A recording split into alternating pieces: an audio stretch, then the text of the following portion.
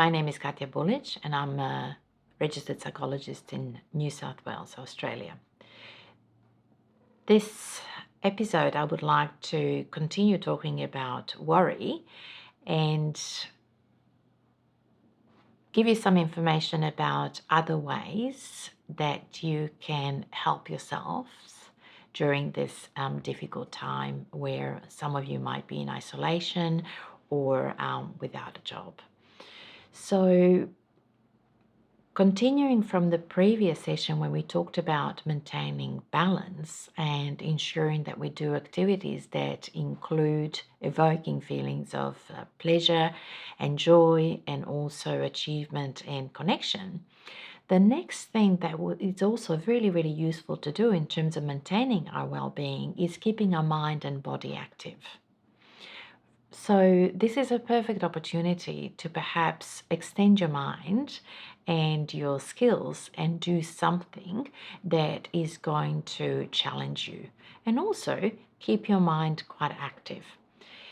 It's all fine and good if we want to spend a day or in our pajamas watching a Netflix series.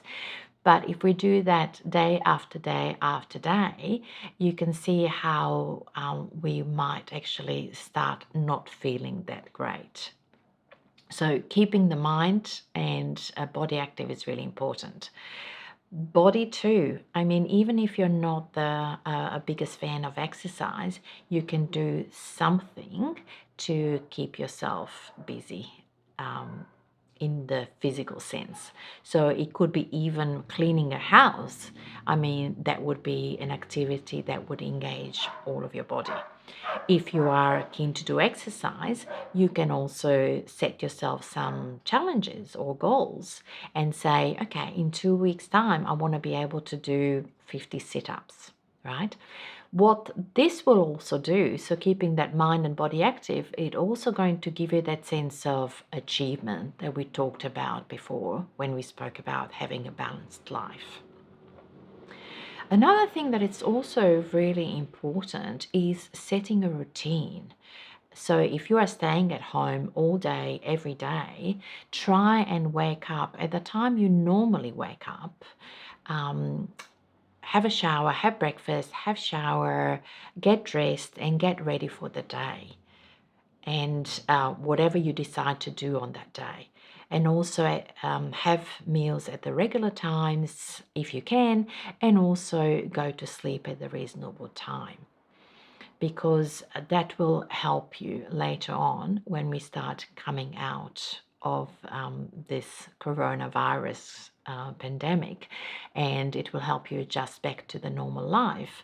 But at the same time, having a structure in your day is making your days more manageable.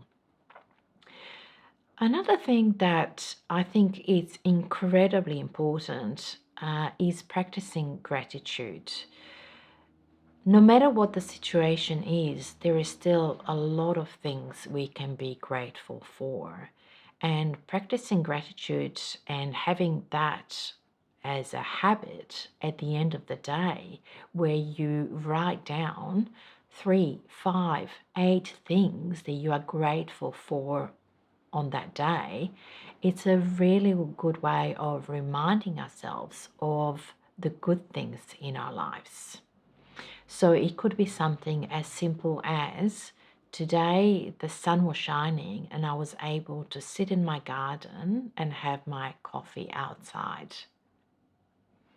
And that's enough to make us think, yes, not everything is that bad. And there are some things that we can be still really grateful for. So, this is the end of our series about worry and anxiety during the time of the coronavirus. I just really want to acknowledge my colleagues from Psychology Tool who developed a resource called Living with Worry and Anxiety Amidst a Global Uncertainty, because in the resource that guided this presentation, you can actually find more material and worksheets that, if you're interested, you can use to help you navigate these difficult times. I also want to acknowledge Richard Bully from Richard Bully Photography, who took his time to set this up and record these sessions, edit them, and put them online. Thank you, Richard.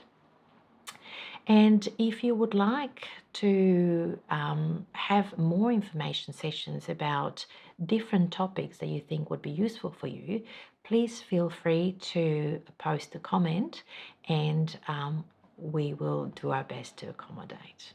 Thank you.